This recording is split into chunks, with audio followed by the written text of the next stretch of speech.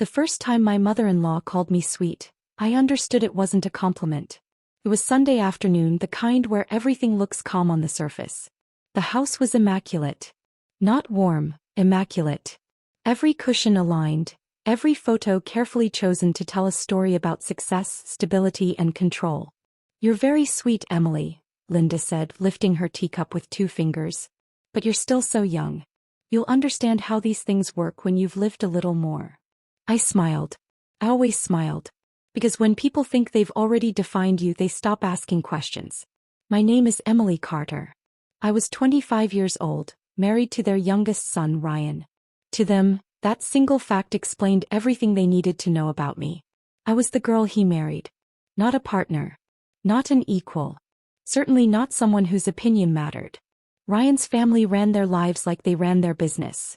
Hierarchies were clear, decisions were centralized, and dissent was quietly dismissed. His father, Richard, spoke slowly and deliberately, the way men do when they expect everyone to listen. His older brother, Mark, filled the silences with confidence and assumptions. Linda managed everything else. Conversations, perceptions, and people.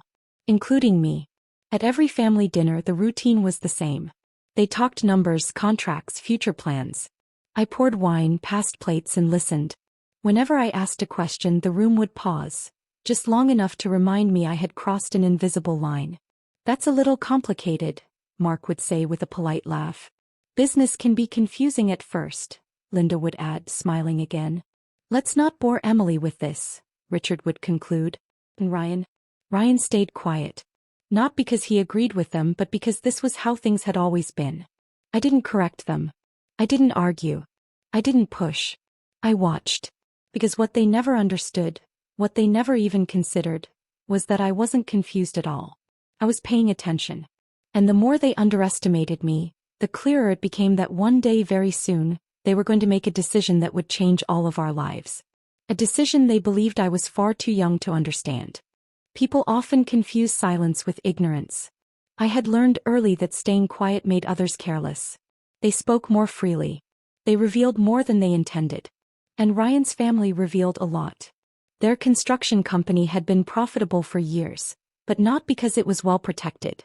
It survived on reputation, long-term relationships, and a confidence that bordered on arrogance.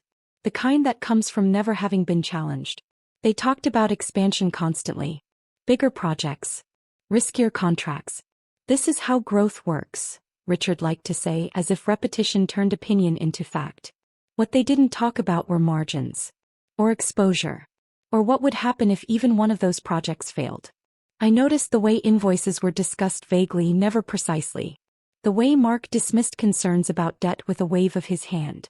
The way Linda insisted everything was under control, while refusing to let anyone outside the family see the books. It wasn't control. It was concealment. Before I married Ryan, I worked in risk analysis.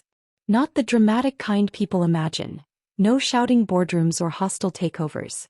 Just quiet rooms, long documents, and patterns that only made sense if you were willing to look closely. And when I looked closely at Ryan's family business, the patterns were impossible to ignore. Personal guarantees tied to corporate loans. Overlapping liabilities disguised as diversification. Assets pledged twice, sometimes 3 times, against future earnings that hadn't happened yet. They weren't building stability. They were stacking confidence on top of debt and calling it experience. One evening, after another dinner where my presence was politely ignored, Ryan asked me what I thought. "They seem confident," he said carefully. "They're exposed," I replied. He frowned. "My dad's been doing this for 30 years. "That doesn't make him wrong," I said. "It just means no one's stopped him yet." Ryan didn't argue. He just looked tired. I could tell he felt it too. The pressure, the unspoken expectations, the quiet fear of disappointing a family that measured worth in profit and obedience. I wanted to warn them. Truly. Not to prove anything, not to be heard, but because I could see where this was going. But I also knew something else. People who believe wisdom comes automatically with age rarely accept it from someone younger. And the more confident they became, the more dangerous the situation grew. Because when experience turns into arrogance, the collapse doesn't come loudly. It comes all at once. The proposal came on a Sunday. Richard waited until dessert. until plates were cleared and everyone was relaxed enough to stop questioning him. That was his habit, present decisions as conclusions, not discussions. "We found the right opportunity," he said, folding his hands on the table. "A commercial development. Bigger than anything we've done before." Mark leaned forward, already smiling. Linda nodded as if the outcome had been decided weeks ago. "We'll need to move quickly," Richard continued. "Banks like confidence."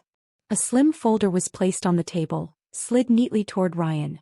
"Our family invests together," Linda said. "That's how we've always done it." Ryan opened the folder, then hesitated. I reached for it. Linda's hand stopped mine. "Oh, Emily," she said gently, the way people do when they're correcting a child. "There's no need to go through all that. It's very technical." "I'd still like to read it," I said. The room shifted. Mark laughed. "This isn't a lifestyle contract. It's a financial structure." "I understand," I replied. "That's why I want to read it." Richard's voice hardened. "We don't have time for unnecessary delays." Ryan looked between us. I felt his hand tighten around mine. "It's our savings," he said finally. "She should understand where it's going." Silence. Linda recovered first. She smiled again. "Of course. If it makes you feel better." It didn't. What I read confirmed everything I had feared. Unlimited personal guarantees. No exit clauses. Liability spread across family members in ways that protected the company while exposing individuals. If the project failed, the business would survive. The family wouldn't. I closed the folder carefully. "This is risky," I said. "Not just risky, dangerous." Mark scoffed. "We've done this dozens of times." "Not at this scale," I replied. "And not with this much personal exposure." Richard stood. "Enough. This conversation is over." Linda looked at me, disappointment thinly disguised as patience. "You're overthinking, dear. Sometimes you have to trust experience." Ryan didn't sign that night. But the seed had been planted. A week later he did. Because pressure doesn't need to be loud when it's constant. And because they were absolutely certain of one thing. I was just a young wife who didn't understand how the real world worked. I tried once more. Not dramatically. Not emotionally. Just carefully, the way you do when you still hope to be taken seriously. I asked questions. I sent articles. I pointed out similar projects that had failed under the same conditions. I spoke calmly, never raising my voice, never accusing. Each attempt was met the same way. "With all due respect, Emily," Richard said one evening, "this isn't your lane." Mark was less polite. "You worry too much. That's a young person's problem." Linda smiled, but there was something sharper behind it now. "You should focus on your marriage. Let the men handle the rest." That was the moment I stopped trying. Not because I was hurt, though I was, but because I understood something important. They didn't want information. They wanted validation. Anything that threatened their certainty felt like disrespect. So I did exactly what they asked. I stepped aside. I stopped asking questions. I stopped offering input. I stopped reviewing documents Ryan brought home late at night, his face drawn with stress. "I don't want you caught in the middle," I told him. "They've made their choice." He didn't argue. He was exhausted by then, pulled between loyalty and logic, between family and fear. The deal moved forward quickly after that. Loans were approved. Contracts were signed. Champagne bottles were opened in that immaculate dining room. They congratulated themselves on their courage. On their experience. On how lucky Ryan was to have such strong guidance. No one congratulated me on my silence. And no one noticed that the calls from the bank were becoming more frequent. That the numbers stopped being discussed openly. That Linda's smiles grew tighter. Greed doesn't announce itself when it takes control. It convinces you that you've already won. So when the first real problem appeared, they didn't see it as a warning. They saw it as a temporary inconvenience. And by the time they realized it was something more, it was already too late. The first call came early in the morning. Ryan answered it quietly, stepping out onto the balcony. I watched through the glass as his shoulders tightened, his free hand gripping the railing. When he came back inside, his face was pale. "The bank wants updated projections," he said. Immediately. That became the pattern. Requests turned into demands. Delays turned into penalties. Confidence turned into arguments. Richard started calling Ryan daily.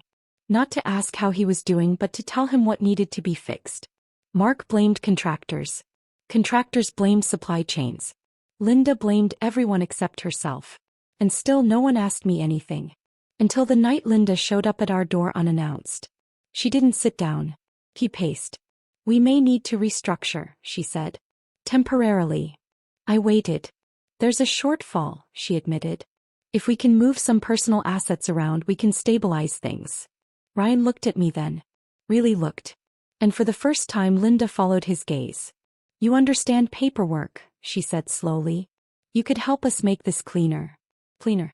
Not safer. Not smarter. Just cleaner. I folded my hands in my lap. "I warned you about this structure." Linda's mouth tightened. "That's not helpful right now." "No," I agreed. "It's late." The calls didn't stop after that. They multiplied. Mark was angry. Richard was panicked. Linda stopped pretending to be patient. They didn't apologize. They didn't admit they'd been wrong. They wanted solutions without accountability. What they didn't realize was that the very documents they dismissed, the ones they told me not to read, had already determined the outcome. There was no clean way out. Only consequences. And for the first time since I married into that family, I wasn't afraid of them. Because I knew exactly how this ended.